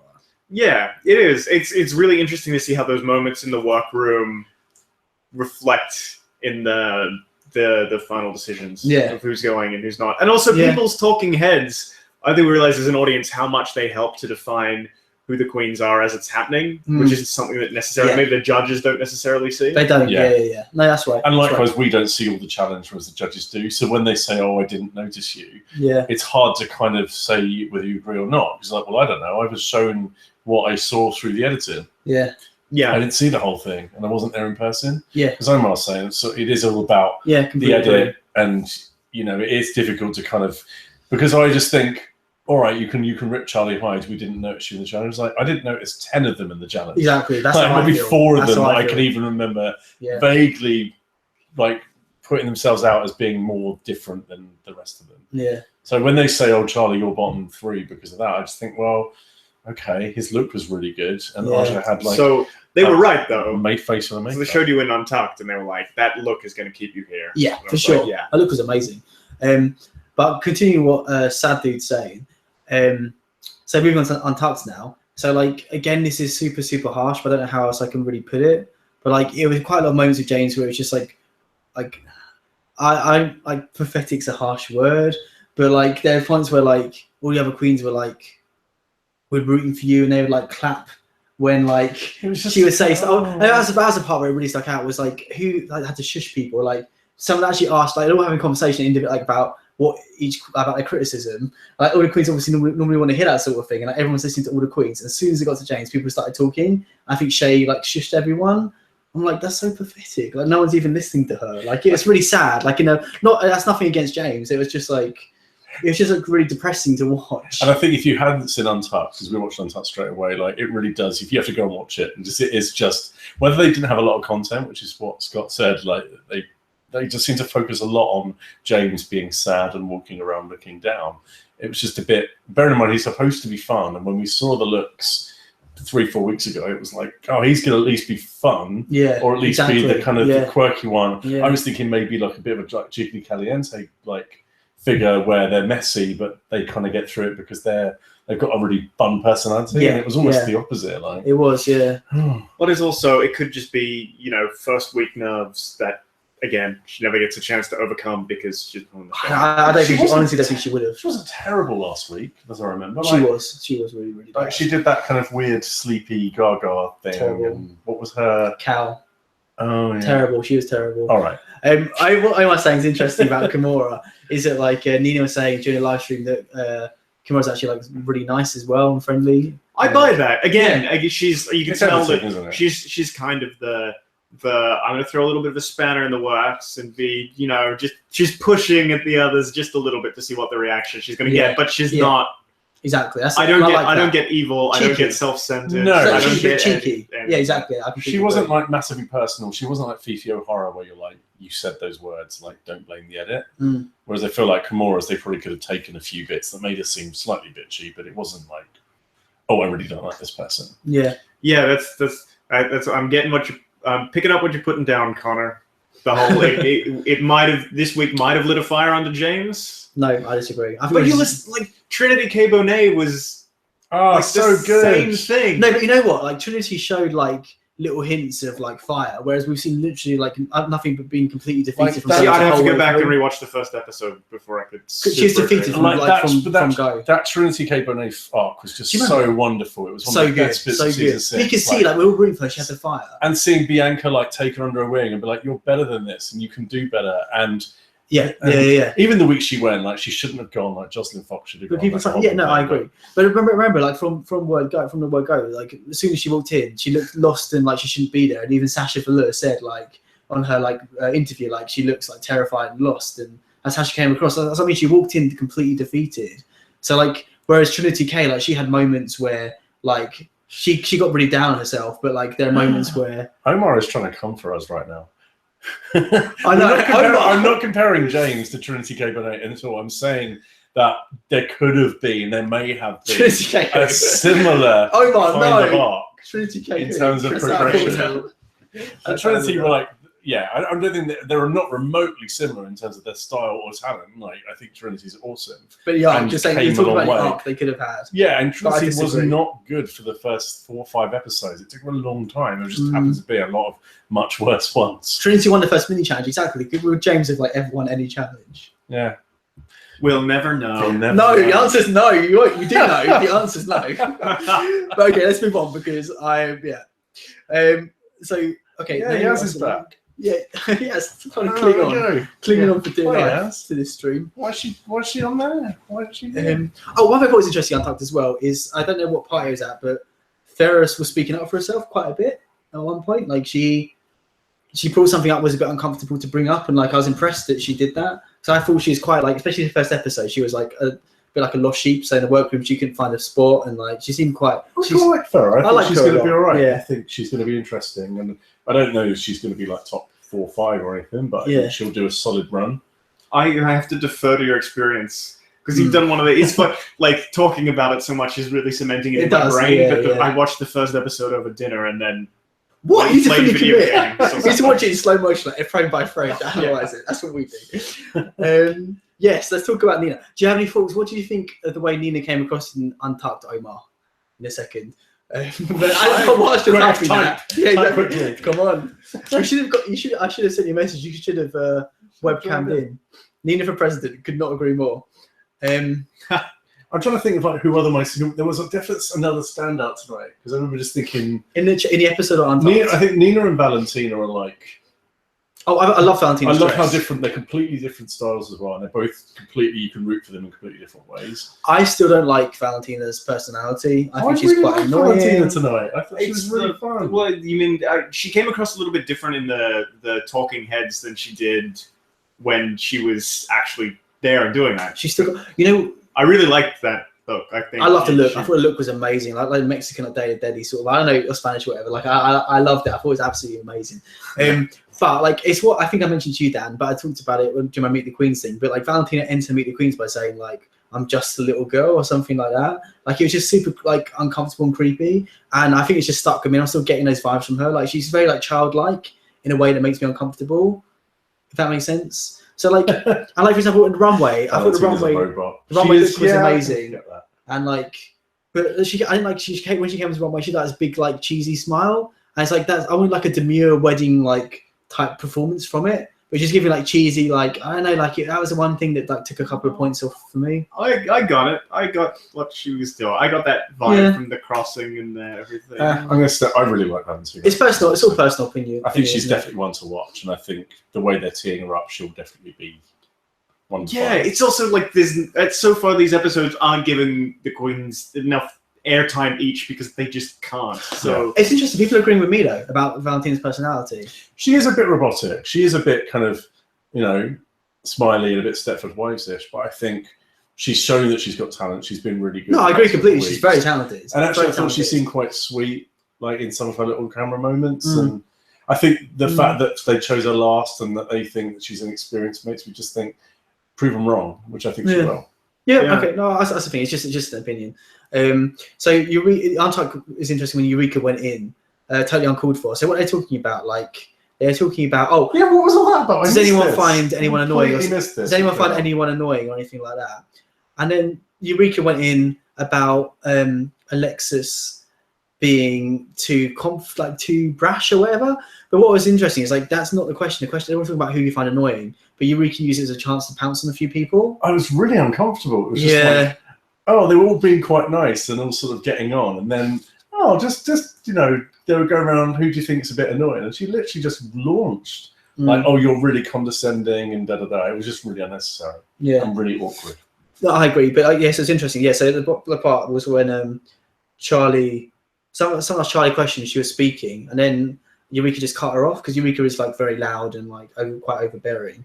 Yeah, I love that. And she's like, you just talked over me. And Eureka said, everyone talks over everyone else in this competition. And then everyone started talking over everyone else. Their opinion on it. Yeah. I thought that was a nice moment of unintentional comedy. Yeah.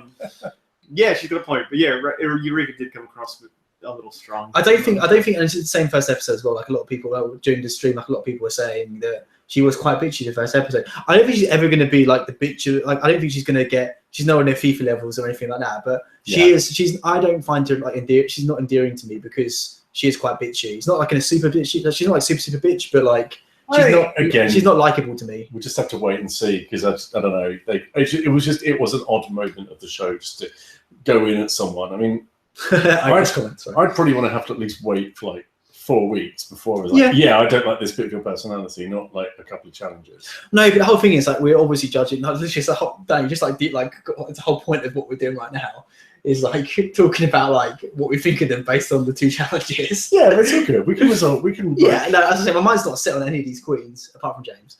But I completely agree. She came on way too strong. Yeah. It was a really odd, jarring moment because at the moment they're all new and they should all just be getting on. Yeah, like how weird do you have to be to like start picking at someone's personality faults after like knowing each other for a few days? This show doesn't exist in a vacuum. Yeah, they're like, tell us what things you don't like.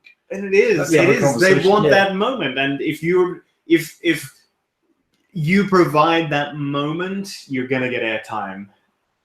But someone's right. Like she does do this whole big girl thing. Yeah, she does that a lot. It's like, it's fine. There's been big girls. Like, exactly. Royale is one of the most popular queens ever. Exactly. Like, it's not a big deal. But swinging it back around to conversation about Alexis, I do think like Alexis maybe, and she sort of talks about herself as doing a bit of like a Alaska tactic from All Stars 2, where she's just focusing so hard on competition. She's like being a little bit like full on. But like I get it. Like I understand where Alexis is coming from. Like I can understand how the other girls would take it the wrong way. They might be coming across really well, but like I can see where it's coming from. And the reason I'm saying this is because there was a couple of really sweet moments I noticed. So, for example, who did she come comfort? Kimura. When Kimura like was really defeated, when they asked Kimura like what she thought about being the bottom 2, maybe Kimura, she didn't really speak for a minute. She seemed like quite sad about it. And then Alexis went over and like put her arm over her and stuff. And like that seemed very genuine to me, as opposed to some queens who would just do it for airtime. Yeah. But Alexis seemed like a genuinely sweet moment, and there's been a couple, like 2 or 3 of those. Oh, and it was like, I'm not here. You were like, you are here. Oh, that was so funny. Yeah. Kimura was like, I feel like I'm not here. And then Nina, I love you, Nina, for this. Nina's like, no, you are here. Like, trying to look around, like, actually here. You are here. Yeah, exactly. That's why that's so funny. I didn't mean it like that, but I thought that's really funny. That's an interesting point, Omar. Oh, I saw what I don't know. In a way, I think they're like, it talks about how queens are potentially putting on acts for the camera. I don't think we're quite at that level. I would say Valentina is, for example. Valentina, I think they play up a lot of aspects of themselves. Oh god, you're a performer, right? You're performing on reality TV, even when you're supposed to not be. And I think that getting that sense of it being genuine coming across is a surefire ticket to a huge fandom. See Katya, who was like the dream person for the producers because she was funny and hilarious, came across. And it's really genuine. But what Omar saying is right, though. We've all made off like views clear, especially me. Like Nina is at this season so far. Like she's been really vulnerable. See, I barely saw Nina in this episode. This episode, you're right, but you guys haven't seen it. But we talked about her so much. I know. But the first Untucked Day, for example, like you guys haven't seen. I know. But like, there's a bit where she's like, I can't. Oh, she says like it was really sweet. She's like, I'm still living. I'm 32. I'm still living at home in my mum's place, and like I feel really constricted by that and self-conscious about it, and you know, it makes me feel less confident generally in life. And like, it's just like a really sweet, vulnerable moment. And like, she is like, so it's moments like that. That's probably the main moment why Nina is like on the show. Yeah, but you can't fake those moments, those genuine moments. I think the longer the series goes on, the more more anyone who's putting on an act, they'll get cracks. And I don't think we should judge people for that. I think to an extent we all do that, whether it's a reality show. For sure. If I meet people like, the person that they meet on day one is probably very different to who I am with them like a month later. Like, I was missold, definitely. Sorry, you meet me thinking, he's really does a job. Yeah, exactly. Now that's going to be a complete shit. But you know, these people are on TV as well. So I agree. But I mean, but Nina hasn't been doing that. Like she has come across as the most genuine. Yeah. She's not put on an act. Yeah.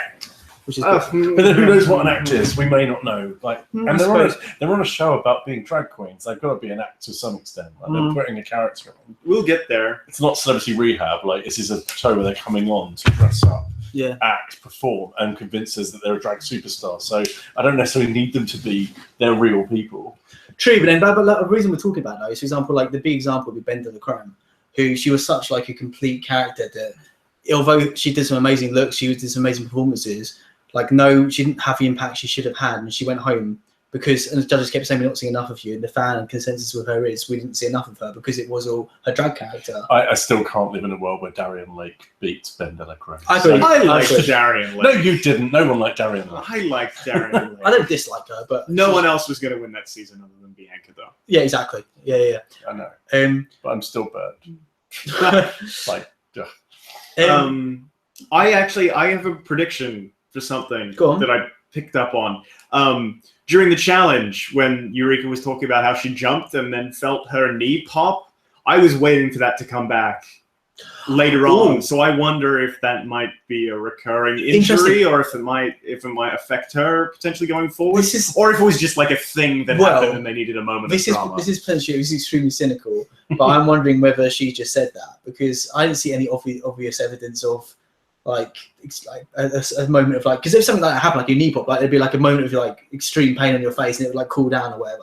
But like there's no moment of extreme pain, and like based on Eureka's personality, where she is very much like fighting for camera time quite overtly, I wouldn't be surprised if like it was maybe at least exaggerated. Yeah, because she said it popped, like it popped. Exactly, that's exactly. Like, did it just hurt? Exactly. Because I think if she'd have dislocated her knee, that would have been a really big bit of the episode. Yeah. That's what I mean. So like, again, that's just like my cynical view on it. Maybe that was the payoff for at the beginning, where one of the queens was like, "Someone's gonna get injured in this challenge." So maybe she was like and that was like the producers like, "Oh, did you get hurt during the challenge or something like that?" I don't know. Maybe I don't know. On anyone's comment, I think it's really hard not to compare them, because there's been so many other queens to compare them to. Exactly. And actually, you're getting to the point now where it's hard to get a unique look. Like Sharon Needles was so unique, but then you've got Max, and who kind of ate Sharon. And I think the more you go, the easier it gets to compare. I agree, but also there are times, I think there's 2 points to this as well, because firstly, we don't know the queens well enough yet. We're starting to get there, but the easiest thing is to compare them to previous ones. I think they're coming into their own more, so they distance themselves from the previous queens more. But also, there are times when queens like seem to emulate other queens. So, for example, Alexis's entrance look was extremely similar to Violet's entrance look, if you remember. She literally wore Violet head to toe, like Violet wig, Violet like dress, and a very soft look. Like, it's very, very similar to Violet's quite iconic entrance look. So, like in situations like that, I think it's fair to compare them to previous queens.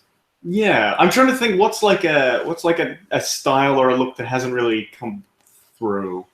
Come back. Like I almost think that maybe it's kind of that Max look, that kind of old Victorian kind of the high collars and the white powdered black spot thing. Yeah, that Black Beauty spot, that kind of... The problem with that is it's just Max did it every week. It never changed. We talked about that a lot during the time, but like, you know, I think Max is... and I think, this is season 9. And I think, again, we only compare back in the first few episodes of each season. I think once it gets to episode 4 or 5, you start just, you know them, and then you stop thinking about them as looking like someone before. It's just the first episode, the natural thing is to kind of go, oh, they kind of remind me of Tyrell. They kind of remind me of I think it's fair. And then they get their own personalities. They come out more, and then you don't think about it. So just to really quickly cover Max, we haven't been talking about her. Is Max obviously committed to a character on the show. I think people know this, and it didn't necessarily work out. But like, if you've seen him off the show, like before he commits his character, he's done like loads of amazing, really varied looks, loads of great performances and stuff. But for whatever reason, his strategy for the show just didn't work. And I think the thing that's frustrating for fans of his is that he still like stands by that decision. Whereas, I don't know. And it's hard because the challenges are chosen for them, whereas in their own world, they get to do the stuff that makes them happy. And especially with lip syncs, I think that's an issue. So, for example, Sasha, a lot of queens do, like Katia or Pearl, but Sasha for this season does like very obscure lip syncs, like a lot of spoken word stuff as opposed to singing. Yeah. So, like, again, if Sasha got a song like Love Shack, like, how would she have dealt with that? I would assume. And what could you do to Love Shack? There's nothing you can do to that song to make it, like, performance-wise interesting. It's just a bit of it plods along. Yeah. I don't know. No, there's ways to do it. You gotta sell it. There was one of the ones I was watching at the end of season 7. I think it was when Katja lip synced and then ended up leaving. Was a song that I didn't really think would be make for an amazing lip sync, but they both sold the hell out of it, and we were like, "Yeah, that's good." True. Yeah, that's true. I just hate Love Shack. Sorry. Okay. We're going to watch it after this. No. Do we have, honestly, RuPaul. Do we have any? Because I feel like I've covered all my notes of the episode Untucked. Do you guys like have anything we missed out or anything to chat That's about? all good. I mean, I think it's just tricky. I think it's hard to really enjoy the first few episodes. Yeah. Because they're getting rid of like the chaff essentially. Yeah. And there's, to my mind, at least 4 or 5 queens that I just think can go. And I won't miss them. And I always want to get through the first few weeks just to kind of get the competition to the point. It's a bit like, any reality show initially, it's kind of like, just get rid of some people. Like, but what we'd hope though with the later seasons is like every contestant is very strong, and I feel like you're right. There's a few. There's like for me, it's only probably about 2 or 3 more who could potentially go. I wouldn't really care about. Yeah. But should we do that? Who do we think is going to go next? It's okay. I think it's difficult to say Kimura at the moment. I'd say, to be honest. I don't know. It'll probably be one of the people that I haven't put names to face it with yet. Yeah, that makes which sense. Is terrible. I think Alexis or Aja will go next. Alexis or Aja? Yeah. It really depends, though. I would agree. From our point of view, I think Aja should, have been in the bottom both weeks probably because of her makeup alone. But what did Aja do last week? I've forgotten. The bed Gaga look was all right, and like Lady Liberty, I like her Liberty look was cool. It's very pastel Liberty, like the pink hair and green, like seafoamy green. Yeah. I feel like I love her color palette. It's like right up my street. What's her her makeup look? The bed thing, like the big jumper, like beds thing, like exaggerated, like conceptual. We really need to have a laptop here that we can Google stuff. Yeah. Or maybe that's a good point. I totally forgot Cynthia Lee Fontaine. Oh my god! See, I don't even think of her as being a real contestant. Yeah, so I said my view on her. I mean, I would be happy for her to go because just because of the cuckoo thing. To be honest, you shut up about a damn cuckoo. Really hoping Cuckoo's done now. Like, if it is, I can keep saying it. I can be one round if she like puts a cuckoo away. Then I could be potentially one round to her. But like it just grates on me so much at this point. I don't get why she came back. Yeah, it was just a weird choice. Before she needs to come back, great idea. Sorry. Season 8, right? Yeah. Okay, there we go. Warning. What are we saying? Who's gonna go? Yeah, so for me, I would say Kimura or Cynthia next week. You're saying Trinity, but Cynthia to go again, it'd be so embarrassing. Like. They just got her back. She went in the second week of. That's typical though. Like the Queens said, bring back like the one in season 8. They went like they last like 1 or 2 episodes and go. It's very rare for the Queens to stay for longer. Yeah, Shangela was a bit of an exception. So just to bring up your Aja point about you thinking Aja might go next week, I don't think she will because like she's had no negative criticism really.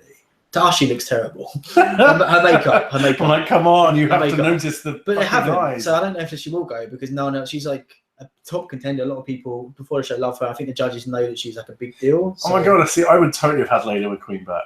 Like I kind of liked Layla McQueen a lot. Yeah, it's the first week. It's fine. Yeah, but there was something about her that was really likable that wasn't likable with James Mansfield. Exactly. Something about Layla I wanted her to just do better. Yeah, that's why I think she was different in that sense when we were talking about her earlier. And I think would have been so different. Whereas Cynthia, I just can't see her being any different to the Cynthia that was in season 8. True, Emma. She'll say cuckoo a lot. She'll just do her crazy accent. And that's the thing. It's like a lot of people have said as well. I agree. It's something I thought like she won Miss Congeniality.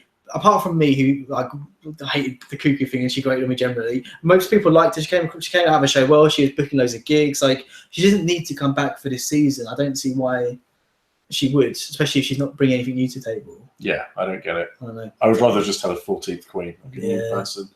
But there you go. Don't worry. Okay, cool. So should we move on to guys? You'll have to join in for this bit. Award our CUNTs of the week. So guys, if you do like C equals U equals or whatever. Then we can go through it. So charisma. Who gets your charisma? Peppermint. Peppermint to me is really charismatic, really lovely. Like the story didn't feel self-indulgent, and it made me really like her more. And it was a really nice commentary on how, like Scott was saying, about how trans issues are getting better, and actually that led to like support in the community was really nice. Yeah, queer issues. Just I don't think it's trans at that point. Yeah. But. C is for cuckoo. Oh! I haven't seen season 8. I thought it was a really you're strong banned note from these to come streams. back You're into. banned from these streams until Simply, guys. Yeah, I agree with that. I think Peppermint was came across really well this episode. But also, actually, I might give it, because just to be different, give it to Trinity, just because I wasn't surprised. Didn't think I'd end up warming up to her at all, but I think she came across well this episode generally. She was quite when she was unsure about being lifted up and stuff. I think she's quite charismatic generally this episode, which is what I was quite surprised by. Yeah, I noticed her more. Yeah. Oh, and they can't bring back Nicole Page Brooks because she's just been arrested for drug dealing. Yes, so. yeah, good point. It's really good. From prison. Allegedly. Live stream, live streamer in from prison. Yeah. Uniqueness. Apologize if you're not.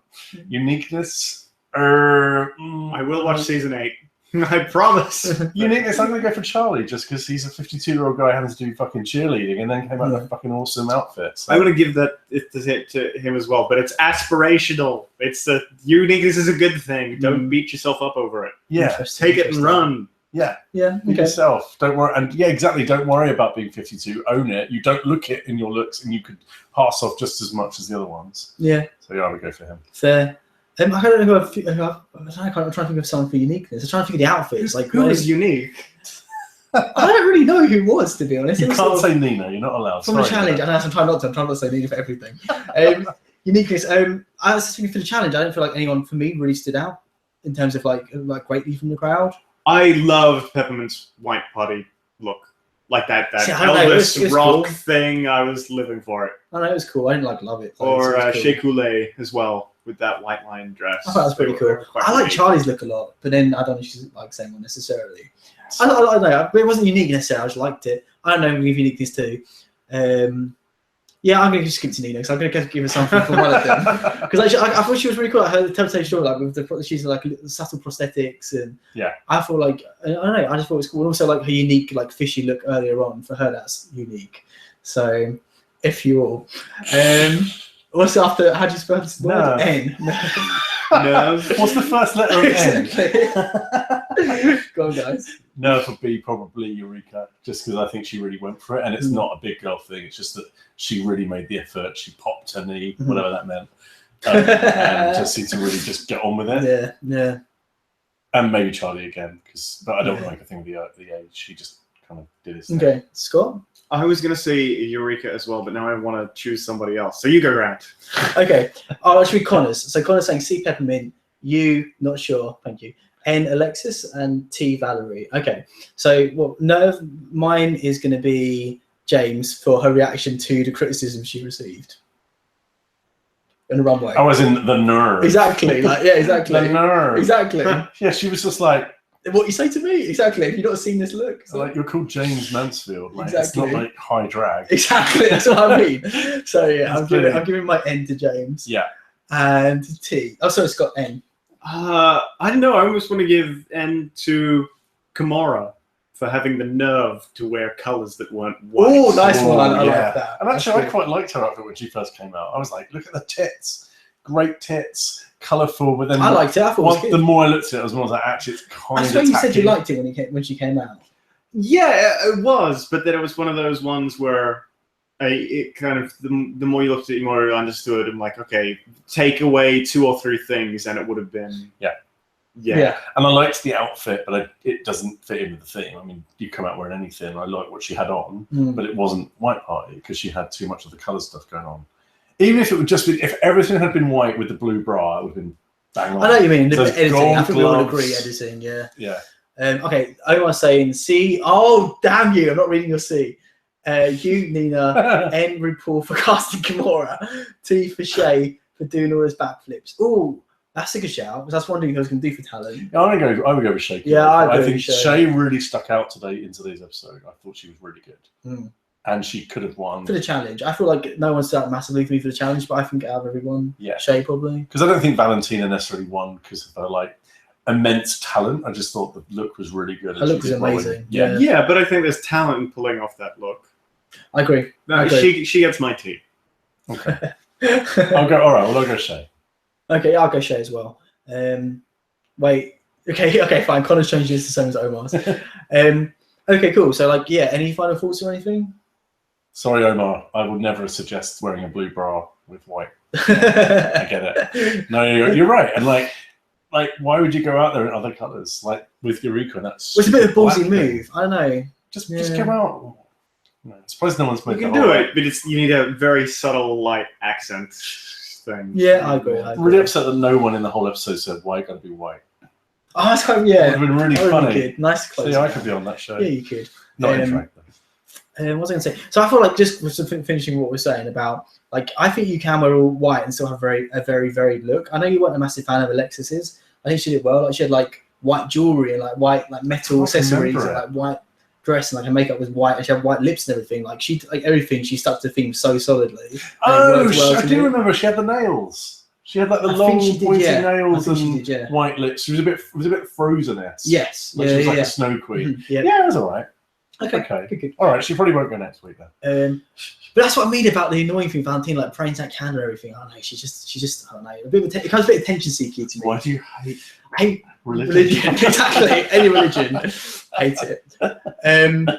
But yeah, so cool. We all good, guys. Good, yeah. After like 2 hours, all our thoughts out there. It's not been 2 hours. It's been 2 hours. What? Mm-hmm.